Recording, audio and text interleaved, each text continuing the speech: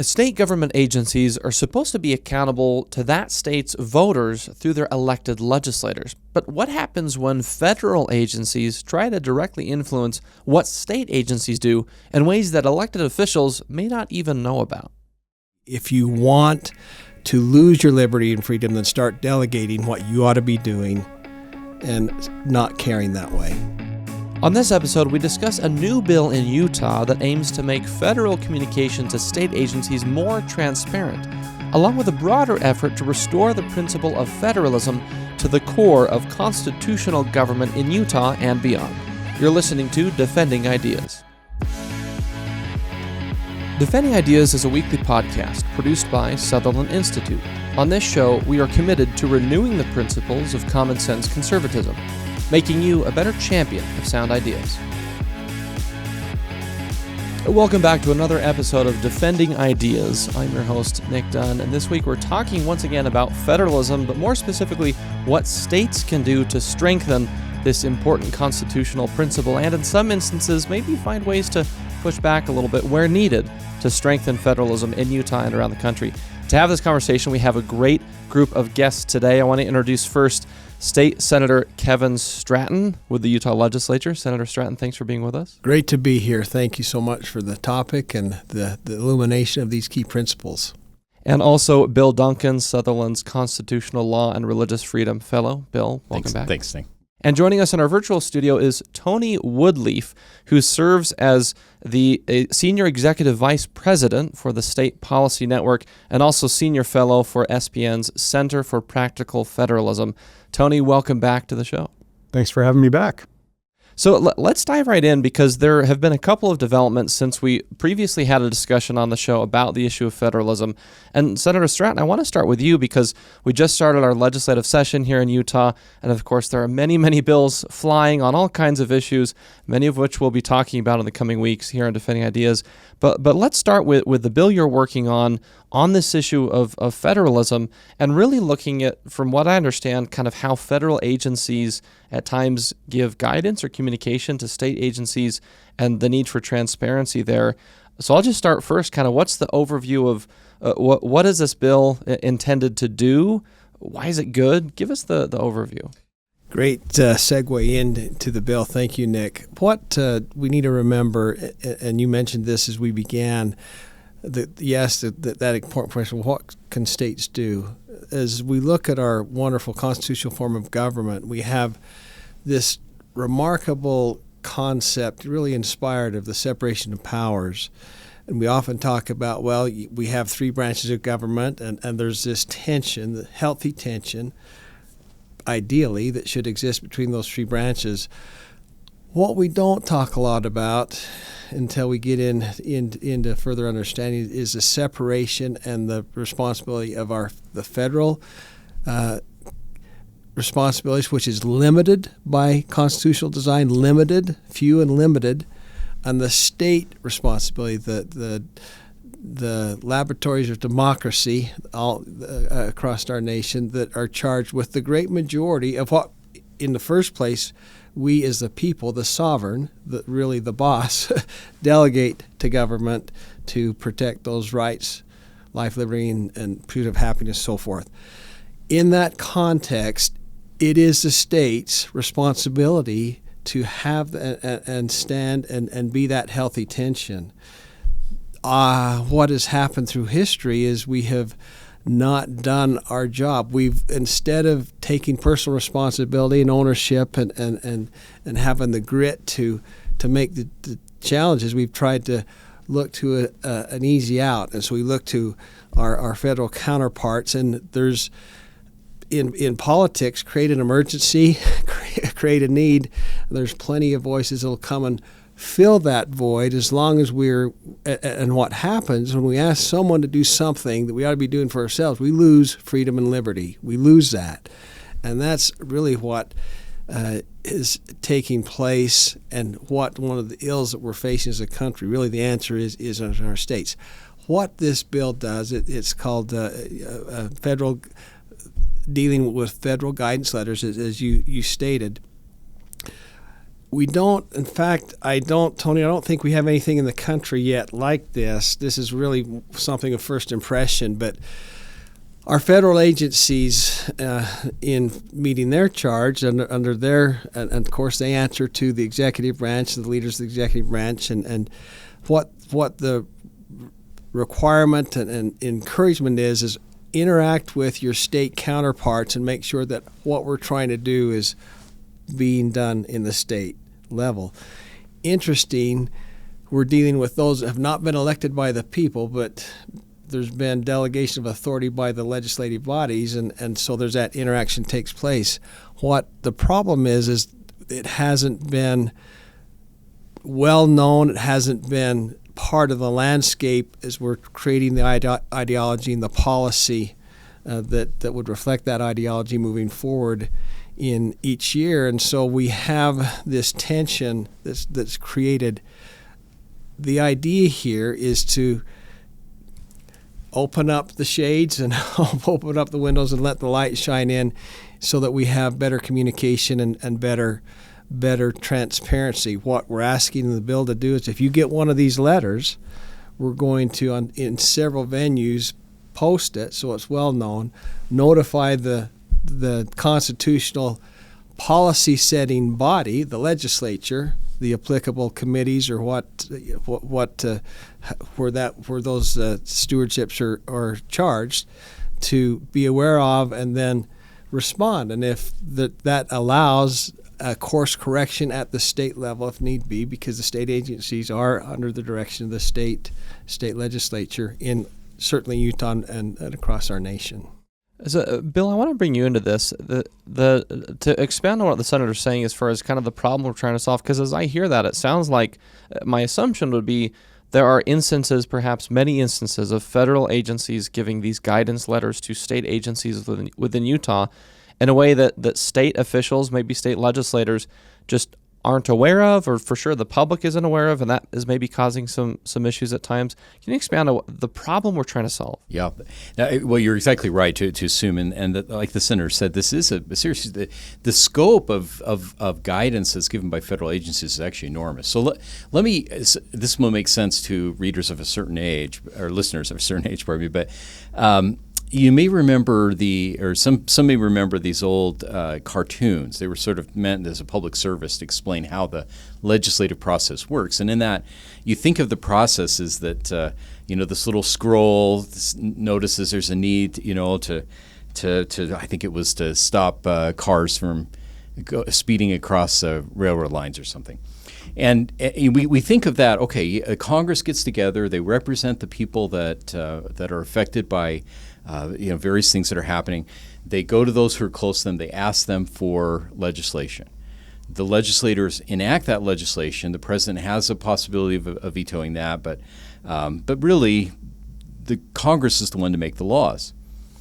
What actually happens in practice is a lot messier, more chaotic than that, because what we often see happening at Congress is that Congress may initiate legislation, but either on purpose or by kind of the practice that federal agencies try to worm themselves into the process, they say, okay, well, we, the executive branch agencies, have to enforce the laws that are created by Congress.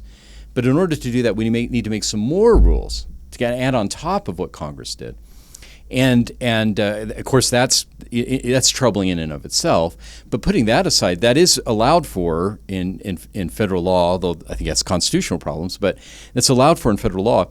What we're concerned is the next level on to that is once these agency regulations are being applied often against states, against businesses, private citizens, the agencies will say, well, we'd like to explain to you how we think that rules should be applied.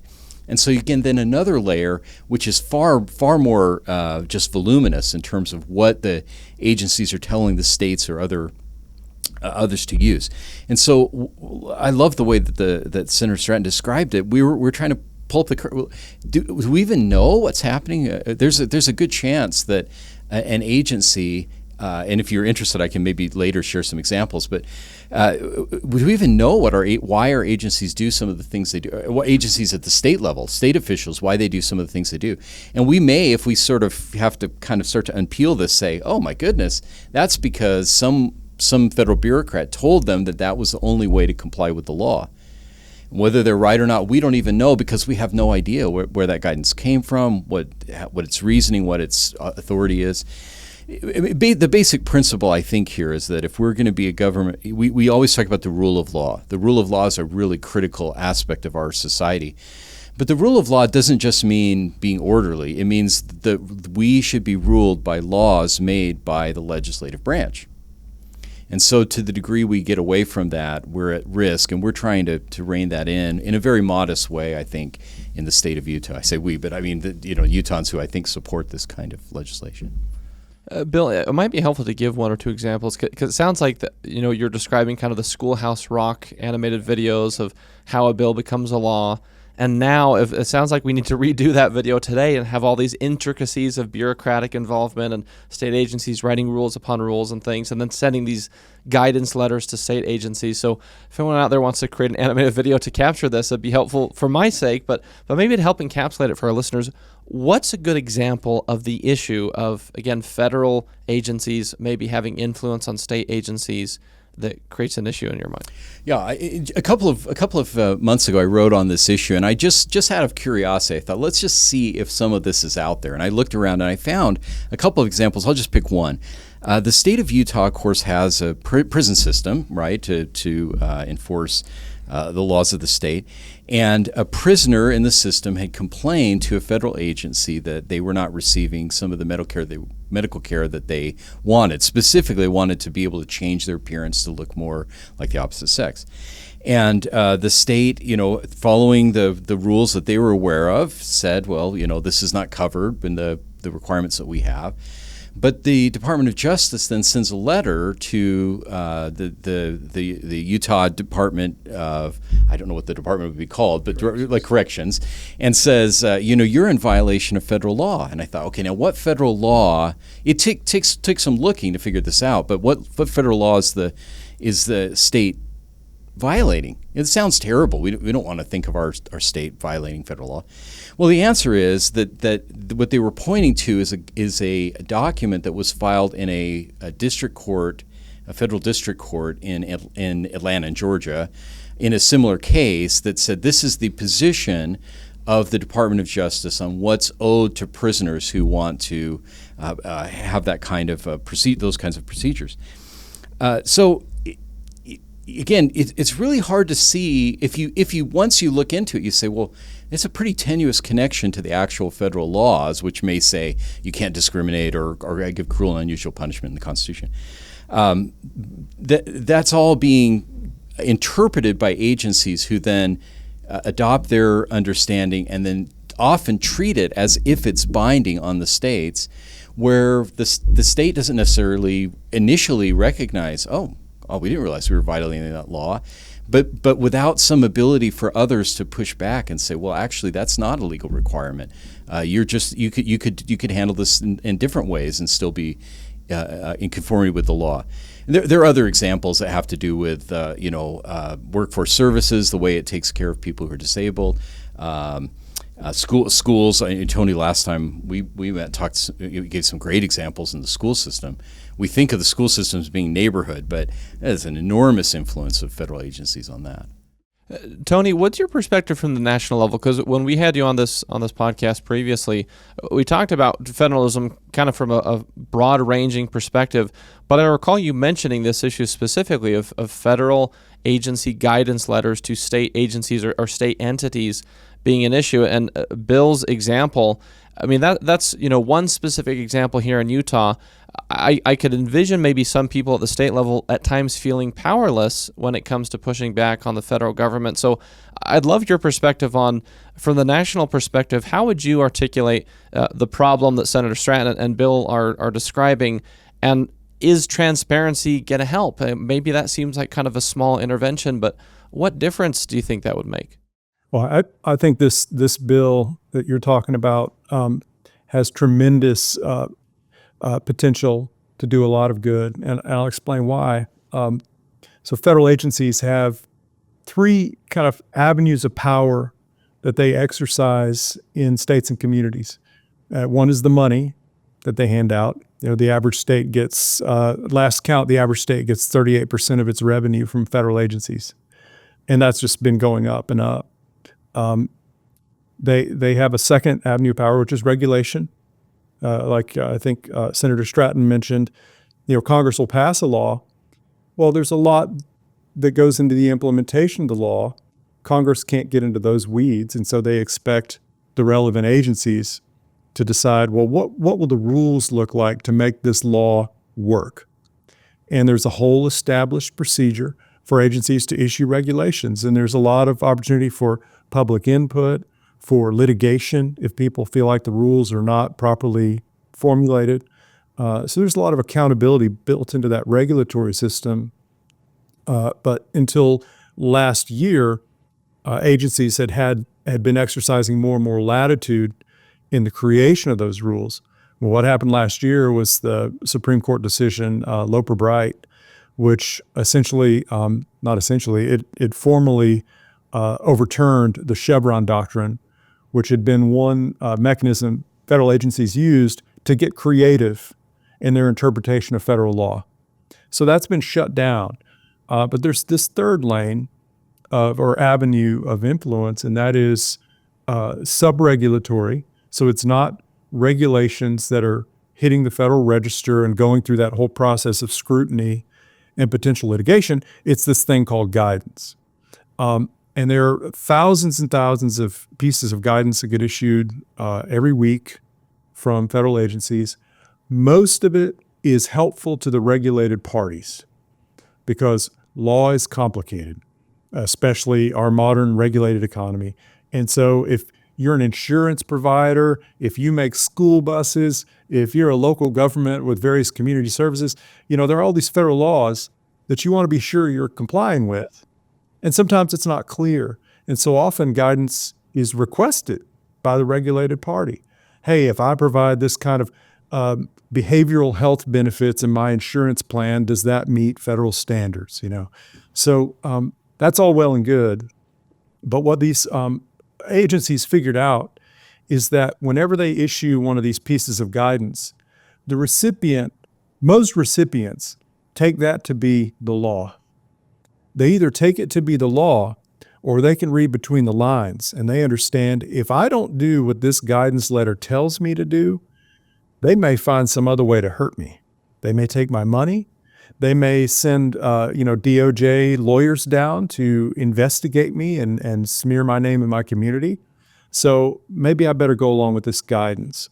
So this has become a pernicious tool used by unelected federal bureaucrats to push their ideological agendas.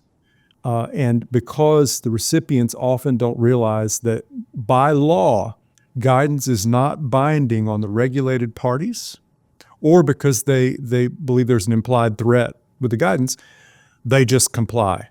And so what Senator Stratton is proposing here is because this stuff flies under the radar, often there's no moment when an elected official in a state is made aware that some unelected bureaucrat in Washington has sent a letter to some unelected agency official in a state and said, we're now telling you the law means this, not that. And that's just simply undemocratic. And so I'll give you a couple of examples that have made my blood boil. We saw a couple of years ago, USDA, it's the agriculture department, right? They're supposed to oversee corn and crops and those kinds of things. Well, they provide money to land-grant colleges, which administer 4-H programs in every state.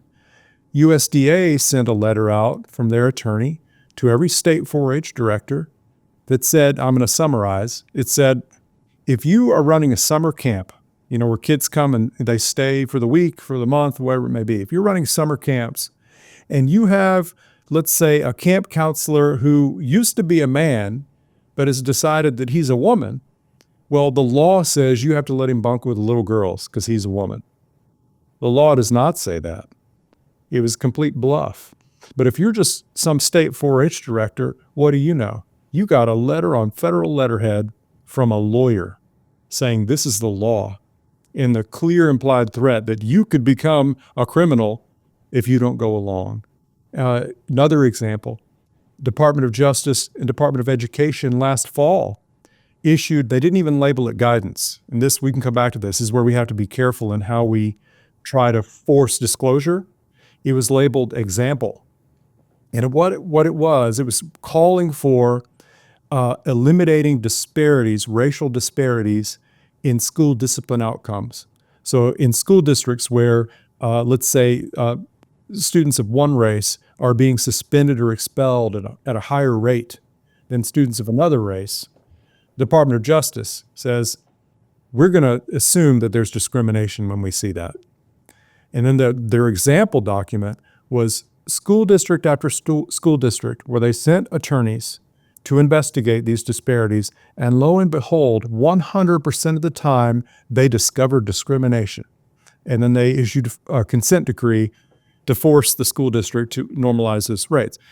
Well, those of us who live in the real world understand that there are lots of racial disparities in our society, many founded on a lot of historical facts that we can't go back and undo. We can just try to deal with the realities we have now. So there are disparities that are driven by a number of factors. But Department of Justice wasn't looking at any of that. They weren't saying, take the family structure into account or socioeconomic status or any of the other things that cause differential crime rates, for example. They simply said de facto, if we see a difference, we're going to assume discrimination. So every school district in the country got the message. We'd better start looking at the race of the child before we make a disciplinary decision. And that doesn't help the child, doesn't help the children who might be assaulted or the classrooms are disrupted, doesn't help the teachers. So that's just two examples. There are hundreds of examples of ideologues in federal agencies trying to work their will in our communities with zero consent from anyone that any of us have elected. And so what Senator Stratton is doing is forcing this to come to light. And the reason that's so important is because in President Trump's first term, one of the good things he did was he issued an executive order that required every federal agency to publicly disclose all the guidance that they issued. They didn't completely comply. I know that's a shock. And then one of the first things the Biden administration did when they came into office is they ended that executive order. And right away, there were a number of federal agencies that just shut down their guidance transparency websites. Well, why in the world do you think they would do that? Well, we know why, because they knew what they were up to. So what Senator Stratton is talking about, state of Utah, if Utah and just a handful of other states will enact guidance transparency, then we've got a workaround. If federal agencies don't disclose their pernicious guidance, well, state agencies are forced to disclose it. And so we get a look. And if it's being sent to Utah, it's being sent to Wyoming, it's being sent to Connecticut, it's being sent to every state. So if just a couple of states will do this, we can see it all. And then we've got tools to analyze it and determine which guidance is arguably illegal because it amounts to making new rules. And so that's the crux of it, is it's just going to change the game. And I'll say one more thing about this. The reason this is so important now is that because of that Supreme Court decision, the Loper decision, agencies are restricted in how creatively they can interpret the law. If they have the guidance avenue, however, they can continue to push out their own kind of interpretations of the law and just claim that they're giving interpretations, they're not forcing you to do it. But we know full well that people who receive those guidance letters feel like they have to do it. So it's an avenue of illegal rulemaking that this measure, this transparency measure, can help us begin to shut down. Senator Stratton, drawing from what Tony just described, one of the things he mentioned that I want to emphasize is he articulated some of the egregious examples of federal agency guidance letters, but he also mentioned that a lot of guidance can be good and helpful. And it seems to me that this bill, this intervention, is really just sort of treating all guidance letters fairly, just by saying, we're just going to say that everything's transparent.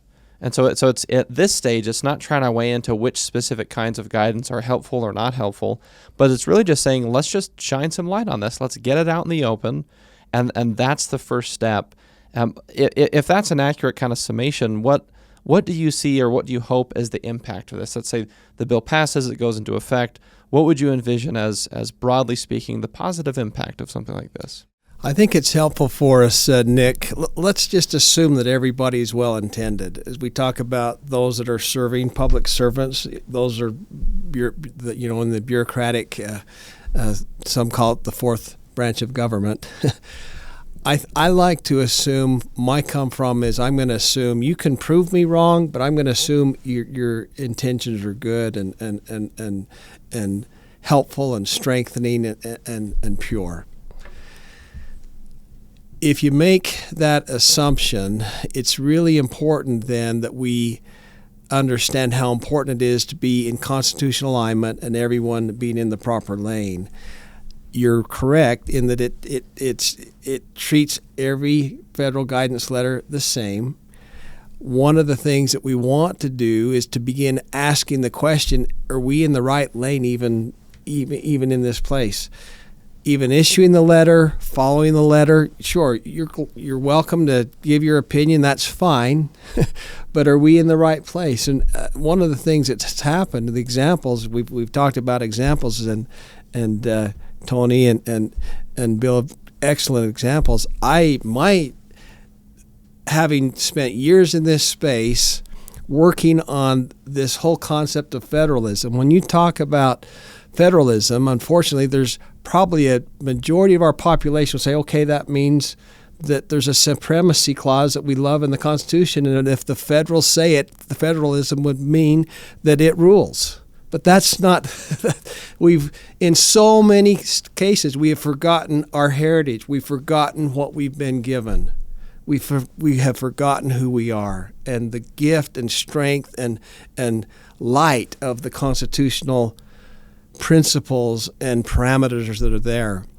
Again, a limited government, limited and then limited and defined, and then at the state level, numerous and indefinite. Again, within the realm of what we've even been delegated. Most of it we haven't asked government to engage in. So what this will do is it will allow an opportunity to shed light, to open up, take off the blinders, shed the light. And then the next desire would be, we're asking the question, are we in the right lane here? Is there constitutional alignment? Is this consistent with the federalism principles outlined in our Constitution?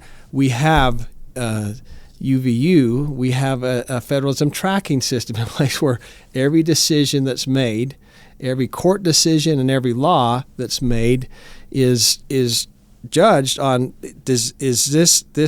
is there federalism principles at play here, and how does it lay out? We add to that the federal guidance letters. That gives us another very effective tool. That's just one small example, but to illuminate what we're doing is going to be so helpful to help us return and course correct into that constitutional alignment by first saying, let me just give you this example. A segue into this is we have begun asking our agencies, we had a meeting recently, we asked, do you even ask if what you're doing, what you've been instructed to do is do you have a test or some sort of a question on whether we're in our appropriate lane or not? And it's not even the discussion here, even here in Utah, where there's, we've been talking about this for a decade now. And so that's the segue in is, let's begin asking the question. Let's have a transparent representation of what we're being asked to do. One of the things I like about this is the way you've articulated it. It seems like this is a specific intervention for now that will do some significant good, but it folds into very easily a broader statewide and nationwide sort of effort to restore federalism to the core of governance. And I wonder, Senator, if you could expand on, do you see this as part of a broader effort? Are there additional things that we can do here in Utah, that we can do at the national level to, again, strengthen federalism? What other things are happening to advance this idea that you view this piece of legislation as part of? Federalism thank you for the question. And there's 2 or 3 pieces that we're working on currently. This is one piece. We have a Federalism Commission, state of Utah. We work on that. I've been blessed and privileged honored to chair that for several years. As we move forward, there's probably 3 prongs I'd like to talk to you about: jurisdiction, a national federalism initiative, and tying into what we're already doing here with the federal guidance letter, and several other pieces of legislation that are coming through this legislative session. I'll start with that first prong, jurisdiction. We need to ask ourselves constitutionally, when we talk about jurisdiction, it says who is charged. If we're going to be in constitutional alignment, who is the one constitutionally that has the responsibility and stewardship to protect the rights of the people here? And that's probably the question we need to government is to protect those rights, life, liberty, pursuit of happiness. Who has the stewardship to protect the rights here? That's what we refer to as jurisdiction. In the 1950s Eisenhower presidency, they did a jurisdiction study. And they went through all the issues and where's the state jurisdiction, where's the state, and where's the federal. And again, it came back very, very specific and clear. That study has not been updated, but there's been decades of court rulings and so forth.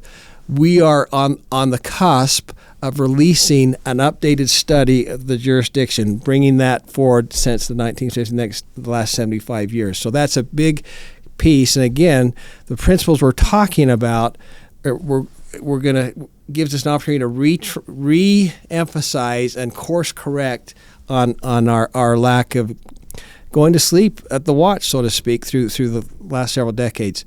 The second, a national federalism index, we can talk about that a little bit more when you're ready, but that's an initiative we're trying to work with all the states, come together, create as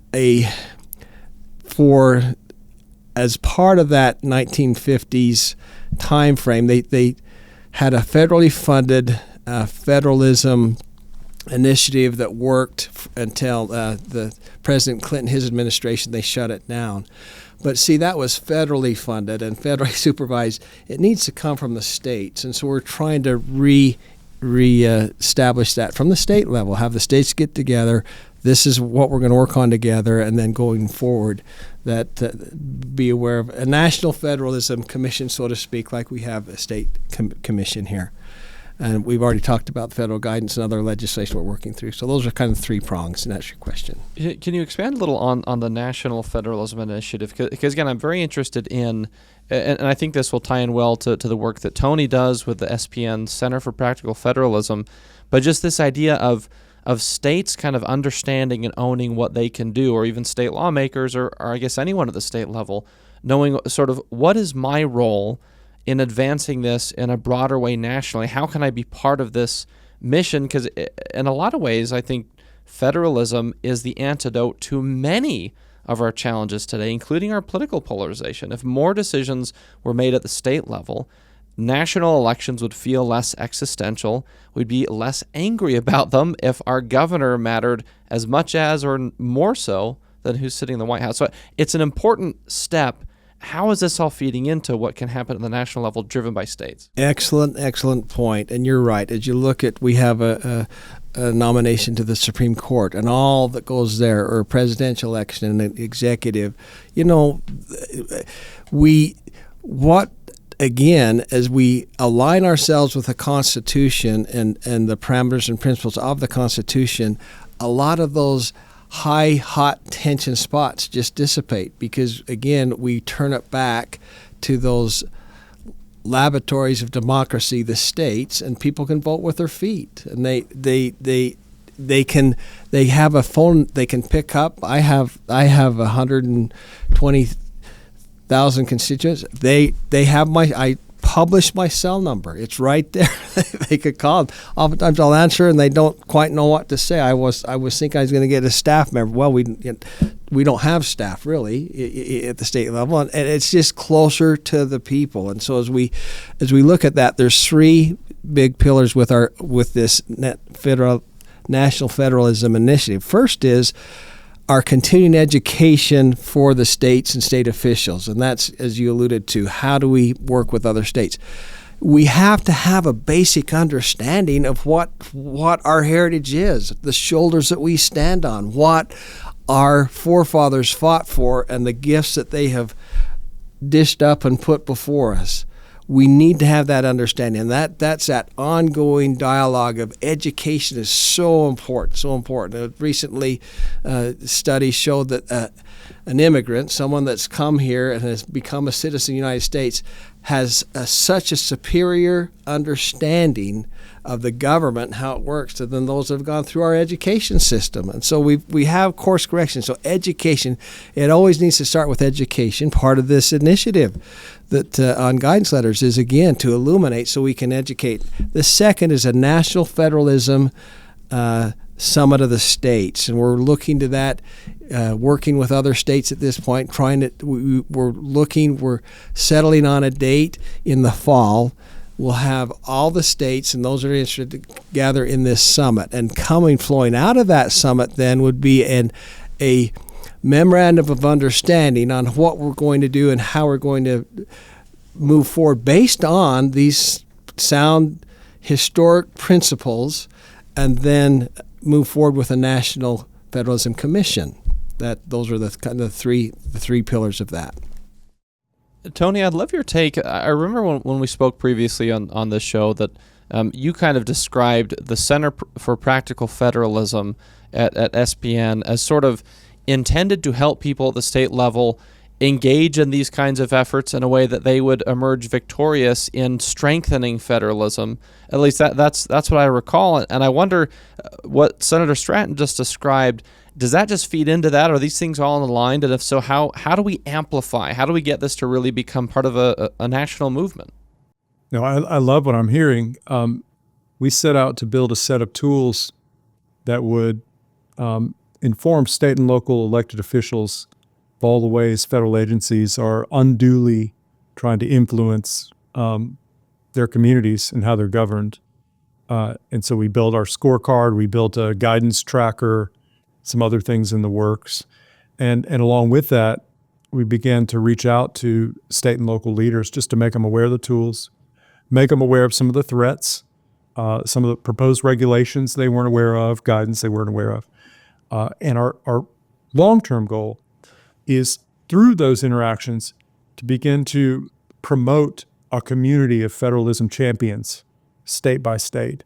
And I love what y'all are talking about, like bringing people together in Utah in the fall, if we can support that in any way. Because my conviction is there are a lot of people, state and local leaders, who want to do the right thing. Many of us have been just taught to believe that if the feds say it, you have to do it. And so there's a reawakening that must occur for us to realize, there are 520,000 elected state and local officials around this country, all of whom have some authority to object, investigate, publicize, refuse to comply with unconstitutional federal directives. And if just 1% of them begin to step into that responsibility, because it's not just authority, it's a responsibility to defend their communities and defend the Constitution. If just 1% start to make a little trouble using all the legal means available, it really can change the game. If 2% really start to engage, that's a whole different ballgame. Because so far, what everybody's tried to do, who cares about this, is they try to change Washington in Washington. And we have to remember, the states created Washington. Freedom began in the states, right? And so that's where freedom will be restored. And so any part we can play in that, just building up federalism champions, that's what we want to do. I didn't mean to assume, but Tony, you're a key player in what we're doing and a key stakeholder. That's the assumed, that our friends across the nation like-minded, and there's some great. It's a tremendous brain trust. We haven't drawn together as we need to and linked arms as we need to, but that's part of the assumption in what I was saying. Yes. Yeah, we're excited to be part of it. And I'll share a little bit of research I just came across that it kind of shook me. As a economist at Hoover Institution out at Stanford, John Cogan, And he ran the numbers. And what he found was that the entirety of our current federal debt, which is becoming an existential crisis for this country, the entirety of it can be attributed to federal spending on what should be state and local and private, civic responsibilities, even if we concede the idea that the federal government should take care of Social Security and Medicare, that kind of basic security network. Even if we wanted to have that world where the federal government does that, you can take that out of it, and still the entirety of the debt is from all that other spending that is state and local responsibility, which means that this effort to save federalism, to restore federalism, in my view, is exactly the effort needed to save this country from financial ruin. And so we ought to be linking arms.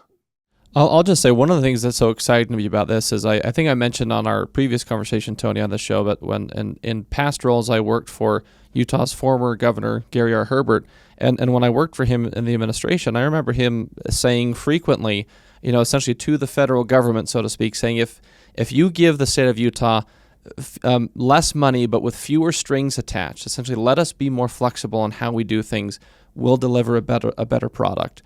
Great example of that, one of the areas I focus on welfare reform, and Utah has an amazing track record with our integrated model of workforce and welfare systems that kind of like when we're talking about all this stuff, I think, okay, a magic wand wish would be just block grant more to the states, give more state flexibility for the ability to implement and run some of these programs in a way that's best for the individual states. So there's a lot of excitement to me around this idea of it's restoring constitutional principles, it's putting state policymakers in an elevated level to actually solve problems and reducing, again, some of the national polarization. As we've got just a couple minutes left, and I really want to kind of formulate this in terms of what's next and next steps. And in particular, Bill, I want to make sure that we touch on a new report that you have coming out for Sutherland Institute all about federalism, and it actually uses the scorecard from the SPN Center for Practical Federalism to kind of audit Utah with respect to how vulnerable we are to undue federal influence. I want to give you a couple minutes.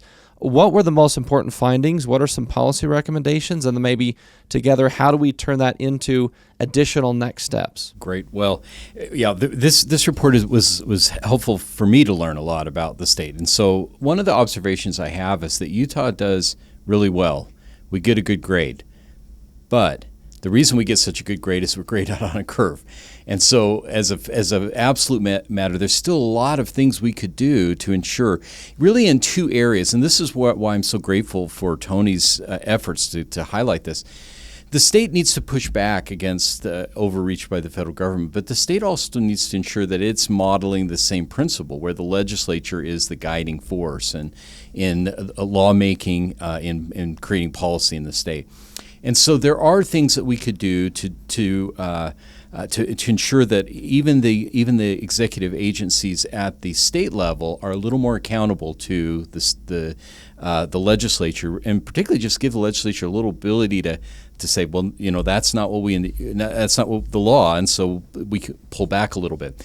But the good news is, the audit is that the state is healthy and has a way forward with a couple of changes.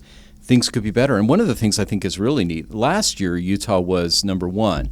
Now Utah's number 2. Very close, we want to point out, but really close. But that means that other states are also doing this. So this is great. We want to have everybody race to the top, and that we think that's going to be feasible when we take into consideration some of the recommendations that are in this audit. And as we go through, as people will see it, it will say, here's what we're doing. These things are pretty great, but perhaps we can consider this additional thing, and we highlight those recommendations. And as we go forward, we think this will increase the strength of federalism in Utah.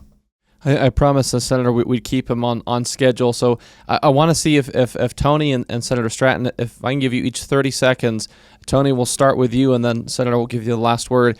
If you're talking to someone who's hearing this and saying, just a regular voter out there saying, I like this resonates with me, but my neighbor, my family member, my friend, my coworker is going to push back on this. They're going to say, well, I don't care if it's the federal government or the state government. As long as they do the thing I like, that's what matters.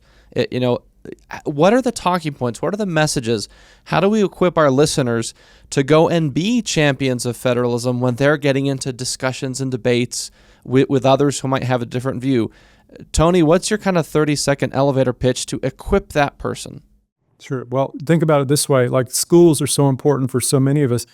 If your school board was really in charge of everything going on in your school, the curriculum, policies about child counseling and discipline and all the rest of it, if you don't like something, you can go to the school board and talk directly to the people in charge.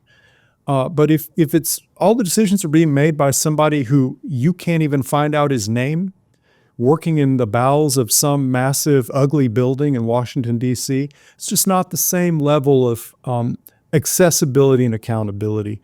It's that simple. Is that government should be situated as closely to the people who have to live under it as possible, and that's what we're talking about here. And also a belief that people in communities have plenty of talent and wisdom and are capable of self-governance. We don't need people in some distant imperial city to tell us how to live our lives. Senator Stratton, final word. What's your 30-second message to empower the listeners on federalism? If you care about sustainability, if you care about what your children and your grandchildren and great-grandchildren are going to face, you want to have the right decision made by the right constitutional entity, and that will be the key to having your liberty and freedom protected into perpetuity. If you want to lose your liberty and freedom, then start delegating what you ought to be doing and not caring that way. Senator Kevin Stratton, Bill Duncan with Sutherland, and of course, Tony Woodleaf with the SPN Center for Practical Federalism. Thank you to all of you. The issue continues. We'll have to discuss this again as it goes. And thank you again, each of you, for lending your time and expertise. Great to be with you, Dave. Thank you. Thanks so much, Nick. We're going to take a quick break before we leave you with some final thoughts. This is Defending Ideas. We'll be right back. Sometimes it's hard to keep up with the latest policy debate that affects your life. The solution? Subscribe to Sutherland Institute's weekly newsletter, where you'll find in-depth insights from seasoned policy experts, compelling multimedia, and advance notice of special events. Visit sutherlandinstitute.org. Welcome back to Defending Ideas. If you find yourself in a discussion about the role of states versus the federal government when it comes to solving policy challenges, here are some talking points you can use based on today's episode. Number one, we should all be able to agree that having more transparency around how federal agencies seek to influence the work of state agencies is a worthwhile goal. In particular, state elected officials having a better understanding of what kinds of guidance state agencies are receiving can lead to better discussion at the state level about the appropriate constitutional role of state and federal authority. And number two, the broader principle of federalism is about encouraging more of the decision-making to happen closer to the people it affects. You and I can much more easily connect with a state legislator or a state school board member to make our views known, which improves self-government for all of us. And number three, shifting some power and decision-making back to the states can also reduce political polarization by making national elections feel less existential. That's it for this episode of Defending Ideas. If you enjoyed the discussion, please visit defendingideas.org, where you can access previous episodes and watch or listen on your favorite platform. Don't forget to subscribe to Defending Ideas on Apple Podcasts, Spotify, YouTube, or wherever you like to get your shows. And please share this episode on your own social media profiles or with a friend, family member, or coworker who you think might find it interesting. And lastly, if you want to support the broad work of Sutherland Institute, if you want more conversations like this, please make a contribution at sutherlandinstitute.org/donate. Thanks for joining us once again on Defending Ideas from the Sutherland Institute in Salt Lake City. I'm Nic Dunn. We'll see you next time.